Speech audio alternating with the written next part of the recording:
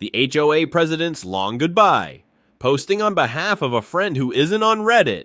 This is for you, Jake.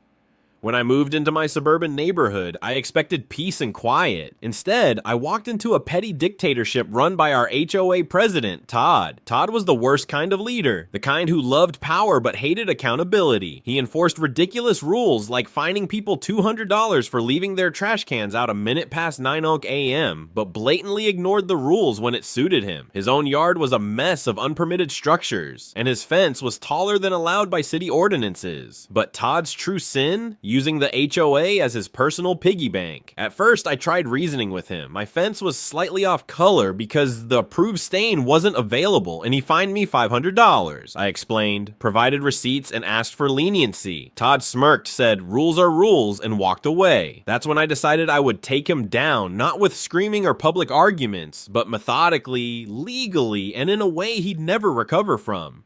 Step 1. Become the inside man. Todd's first mistake was underestimating me. I volunteered for the HOA board under the guise of wanting to get involved in the community. I played the part of the eager, naive newbie perfectly. For 2 years, I attended every meeting, quietly observing how Todd operated. I learned he controlled the board by bullying other members and burying them in paperwork. He'd push through votes when only his allies were present and conveniently lose paperwork submitted by dissenting homeowners. I kept my head down, took detailed notes, and waited. My goal was to outlast his term as president so I could begin making changes. Then I discovered Todd's second mistake. He wasn't just a bully, he was a thief.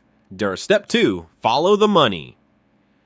Todd loved to brag about how he kept the HOA's finances in order, but something didn't add up. The annual HOA fees were high, much higher than in similar neighborhoods, but the common areas were falling apart. The pool was closed half the summer due to maintenance issues, and the landscaping looked like it hadn't been touched in months. I started digging. As the HOA treasurer, Todd had access to all the accounts, but he was notoriously cagey about sharing financial details. I asked for the budget during a meeting, and Todd laughed it off, saying, "Don't worry, I've got it under control." I filed a formal request for the financial records, which under HOA rules, he was required to provide. Weeks went by with no response. That's when I started talking to neighbors. Turns out I wasn't the only one suspicious. Over a dozen homeowners had requested access to the budget over the years, only to be ignored. One neighbor claimed Todd had used HOA funds to install a new patio at his house, while another swore he'd seen Todd's kids at the community pool during its maintenance closure. Armed with these suspicions, I filed a formal complaint with the HOA board, forcing Todd to provide the records. He stalled, but I wasn't backing down.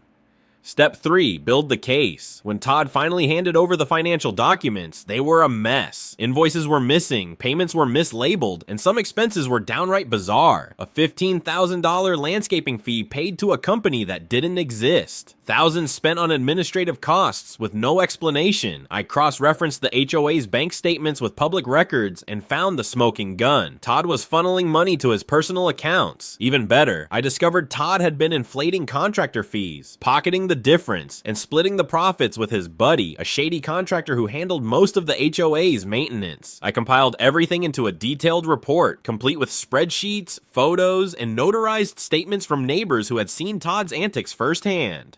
Step 4. The coup. I waited for the annual HOA meeting, which was typically a snooze fest attended by only a handful of homeowners. But this time, I made sure people showed up. I spent weeks knocking on doors, explaining what Todd had been up to. I didn't share everything, just enough to get people angry and curious. On the night of the meeting, the room was packed. Todd started the meeting like usual, droning on about how difficult it was to manage the HOA and how much he'd sacrificed for the community. That's when I stood up. I calmly asked if he could explain some discrepancies in the budget. Todd laughed nervously and said, "I don't think this is the time or place." I replied, "Actually, Todd, it's the perfect time." I handed out copies of my report to everyone in the room. The mood shifted instantly. People started reading, whispering, and then shouting. Todd tried to regain control, but it was too late. I called for a vote to remove him as president. By the end of the night, Todd was out.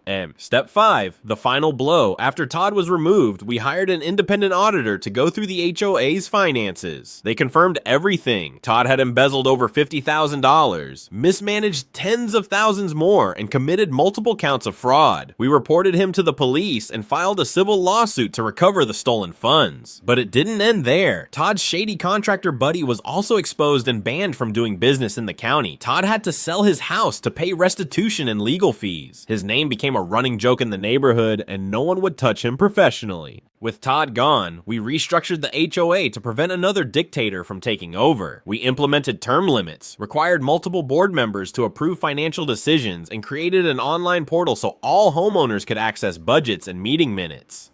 The aftermath. Every time I walk past Todd's old house, now owned by a lovely family, I smile. The pool is open, the landscaping is beautiful, and the HOA fees are lower than ever.